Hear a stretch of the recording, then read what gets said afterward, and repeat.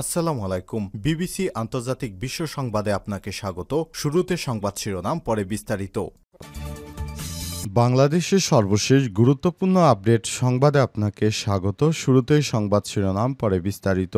প্রথমে জানাবো, প্রয়াত বিএনপি নেতার বাড়িতে লুটপাটের পর অগ্নিসংযোগ। বরিশালের মেহেন্দিগঞ্জে প্রয়াত বিএনপি নেতা এটিএম মতিউর রহমানের বাড়িতে লুটপাটের পর অগ্নিসংযোগ করা হয়েছে। এই ঘটনার পর এলাকায় চাঞ্চল্যকর পরিস্থিতি বিরাজ করছে। আজ উপজেলার ৬ নং বিদ্যানন্দপুর ইউনিয়নের ৯ নং ওয়ার্ডে এই ঘটনা ঘটে। এরপর জানাবো, জুলাই সনদে কিছু অসামঞ্জস্য লক্ষ্য করেছে বিএনপি দলীয় ফোরামে। আলোচনার পর মতামত দেওয়া হবে বললেন বিএনপি নেতা সালাউদ্দিন। জুলাই জাতীয় সনদ ২০২৫-এর চূড়ান্ত খসড়ায় কিছু অসামঞ্জস্যতা রয়েছে বলে মন্তব্য করেছেন বিএনপির স্থায়ী কমিটির সদস্য সালাউদ্দিন আহমেদ। আজ চ্যানেল 24-কে দেয়া প্রতিক্রিয়ায় তিনি এই তথ্য নিশ্চিত করেছেন। এদিকে রাজধানীর ধানমন্ডি ৩২ থেকে আটক রিকশা চালক হত্যা মামলার আসামি নয় বলছে ডিএমপি। ধানমন্ডি ৩২ থেকে আটক হওয়া মোহাম্মদ আজিজুর রহমান ২৭ নামের এক রিকশা চালককে নিয়ে সামাজিক যোগাযোগ মাধ্যম সহ বিভিন্ন জায়গায় অপতথ্য ছড়ানো হচ্ছে। তাকে নাকি হত্যা মামলার আসামি করা হয়েছে, কিন্তু পুলিশ জানিয়েছে তাকে হত্যা মামলার আসামি করা হয়নি, তাকে এমনিতেই আটক রাখা হয়েছে। এদিকে দেলার হোসেন সাঈদীর রায়ে মিষ্টি বিতরণকারী আওয়ামী লীগ নেতাকে মিষ্টি খাইয়ে গণপিটুনি। জামাত নেতা দেলার হোসেন সাঈদীর ফাঁসি রায় ঘোষণার পর পিরোজপুরের ইন্দুরকান্দিতে আনন্দ মিছিল ও মিষ্টি বিতরণ করা এক আওয়ামী লীগ নেতাকে গণপিটুনি দিয়ে পুলিশে সোপর্দ করেছে স্থানীয় জনতা। এদিকে জুলাই সনদেই নির্বাচন চায় জামাত এনসিপি, ভিন্ন অবস্থানে বিএনপি।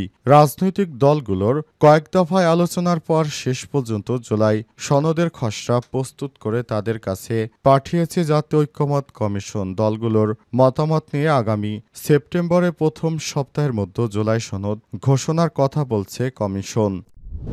এবং সর্বশেষ জানাবো, আসামের নতুন লাইসেন্স নীতির অনুমোদন।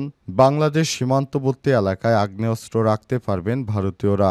আসামে বাংলাদেশি সীমান্তবর্তী এলাকায় চাইলে আগ্নেয়াস্ত্র রাখতে পারবেন সেখানকার সাধারণ ভারতীয়রা। এ সংক্রান্ত লাইসেন্সের নীতি অনুমোদন করেছে আসামের ভারতীয় জনতা পার্টির নেতৃত্বাধীন সরকার। অরক্ষিত বা প্রত্যন্ত অঞ্চলে বসবাসরত নাগরিকদের আত্মরক্ষার জন্য নতুন এই অবস্থার অনুমোদন দেওয়া হয়েছে। প্রিয় দর্শক, এতক্ষণ শুনছিলেন সংবাদ শিরোনাম, এবারে বিস্তারিত। তবে তার আগে বন্ধুরা, অনুরোধ থাকবে এই সংবাদটিতে একটি লাইক দিন।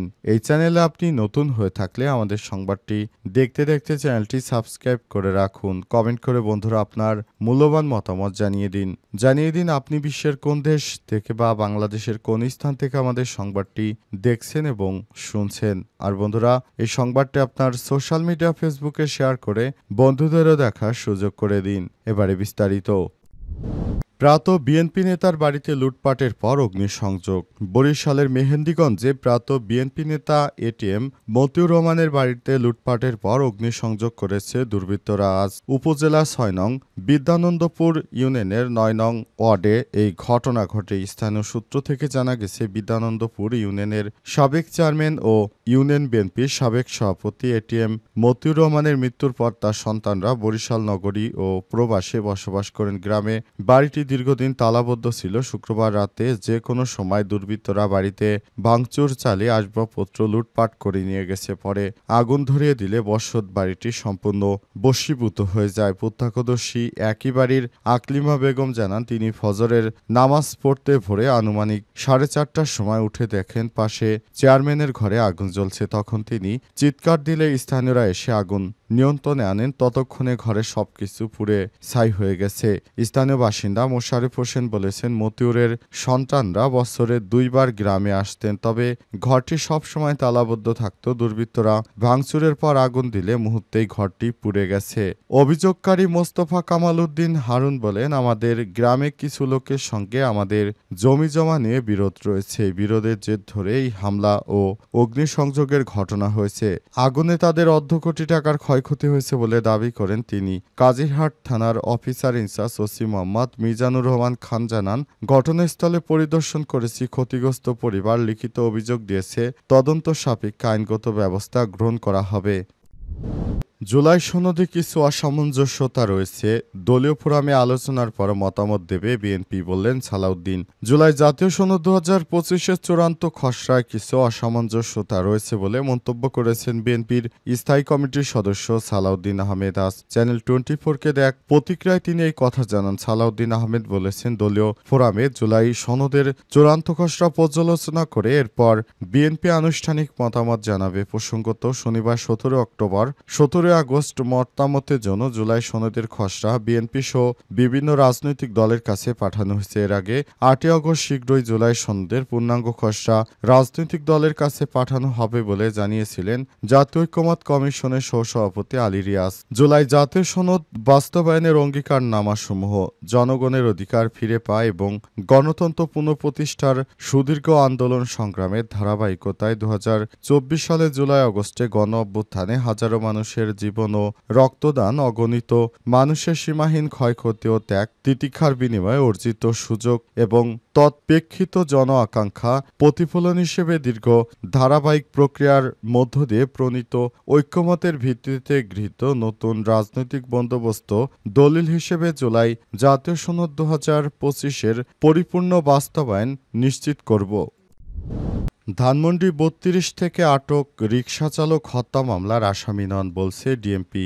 ধানমন্ডি 32 থেকে আটক হওয়া মোহাম্মদ আজিজুর রহমান 27 নামের এক রিকশাচালককে নিয়ে সামাজিক যোগাযোগ মাধ্যম ও বিভিন্ন গণমাধ্যমে বিভ্রান্তিকর তথ্য ছড়ানো হচ্ছে বলে জানিয়েছে ঢাকা মেট্রোপলিটন পুলিশ। ডিএমপি জানায়, শুক্রবার 15 আগস্ট ধানমন্ডি 32 এলাকা থেকে আজিজুর রহমানকে আটক করা হয়। পরদিন 16 আগস্ট ধানমন্ডি থানায় এপ্রিল মাসে রুজুকৃত একটি নিয়মিত মামলায় সন্দিগ্ধ আসামি হিসেবে তাকে আদালতে প্রেরণ করা হয়েছে। এই প্রসঙ্গে ডিএমপি বলছে, আটক আজিজুর রহমানকে হত্যা মামলার আসামি করা হয়েছে এমন প্রচার সর্বে মিথ্যা ও উদ্দেশ্যমূলক। বিষয়টি পেনাল কোডের একটি নিয়মিত মামলা, তবে বিভিন্ন মাধ্যমে ভুলভাবে হত্যা মামলা হিসেবে প্রচার করা হচ্ছে। ডিএমপি আরও জানায়, এই ধরনের মিথ্যা ও বিভ্রান্তিকর তথ্য প্রচার করা শাস্তিযোগ্য অপরাধ। এ কারণে বিভ্রান্তিকর তথ্য ছড়ানো থেকে সবাইকে বিরত থাকার প্রতি বিশেষ অনুরোধ জানিয়েছেন তিনি। এ অবস্থায় সবাইকে অনুরোধ জানানো হয়েছে যাতে করে তারা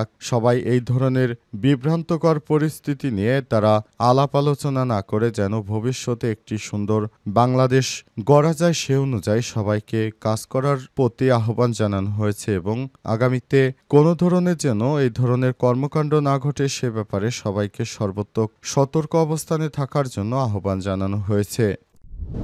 সাইদিরায় মিষ্টি বিতরণকারী আওয়ামী লীগ নেতাকে মিষ্টি খাইয়ে গণপিটুনি।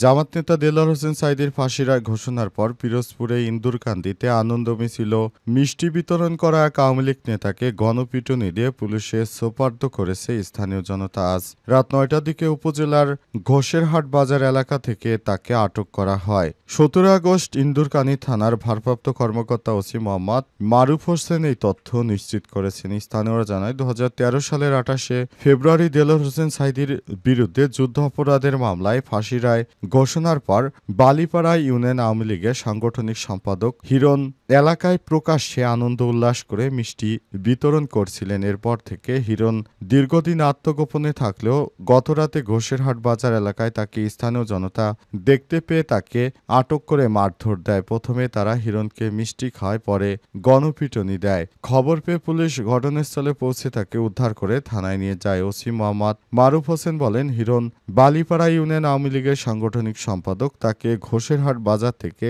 আটক করা হয়েছে। তার বিরুদ্ধে একাধিক মামলা রয়েছে। তাকে আজ আদালতে পাঠানো হবে বলেও জানানো হয়েছে। এ অবস্থায় তার অবস্থা খুবই শোচনীয় পর্যায়ে এসে দাঁড়িয়েছে। একজন আল্লামা দেলোয়ার হোসেন সাইদির আটকের পর তিনি এমন নিকৃষ্ট পাপী বান্দা যে মিষ্টি বিতরণ করেছিলেন এবং আনন্দ মিছিল করে এলাকায় ত্রাসের সৃষ্টি করেছিলেন।